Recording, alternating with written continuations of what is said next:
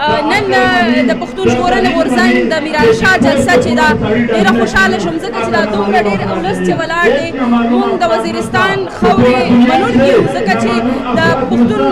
هر انقلابي تحریکونه زیاتره د دې خاورې ژغورلي دي دې ولا زیږون ورکړي دي پیدا کړي دي نن دا چې کوم دی چې کوم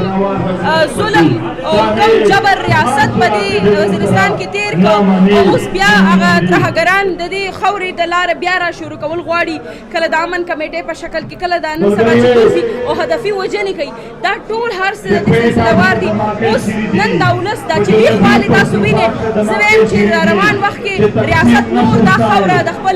دغه دپاره نشي استعمالولی نور دې خاورې باندې زبردستي هدفي وجنې او د دې خاورې لالونه او سپین او زر نشي غلا کولی او د اپریشنونو په شکل کې چې دې کوم غلا له راځي زموږ وطن ته دا نور نشي کولی نن چې دلته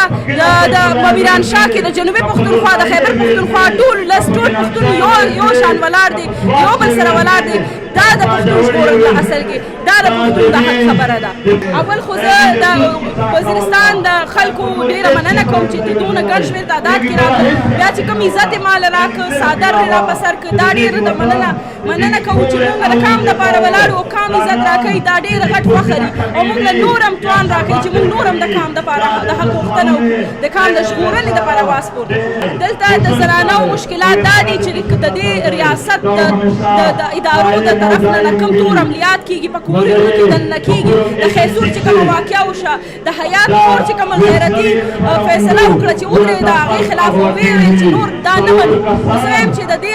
خلکو د دې ښځو ډېر غټ غیرت دی نن چې کومې ښځې راغلې او د خپلو بچو دپاره فیصلې دپاره د ریاست نه پوښتنه وکړه چې را مخکې ته دې کړي موږ کړي ماشومان دې را مخکې ته کړي موږ کړي ځوانان دې را مخکې ته کړي زه وایم چې دا ډېره غټه حوصله ده او داسې نه ده چې پښتنه په هر ځای کې غیرتي ده کاغه د وزیرستان ده کاغه د جنوبي پښتونخوا ده کاغه خیبر پښتونخوا ده یو شی چې کمې راځي هغه د موقع زه وایم یو وخت به داسې راځي چې دا انقلابي تحریک د په دې انقلابي تحریک کې چې څونه نن سړي تاسو وینئ همداره تعداد کې به تاسو ته ښځې ښکارېږي او موږ د کام د ننګ دپاره راوتي یو د کام د ننګ دپاره ودرېدلي موږ به وړانګه به هم هر ځای کې ودرېږي ثنا به هم هر ځای کې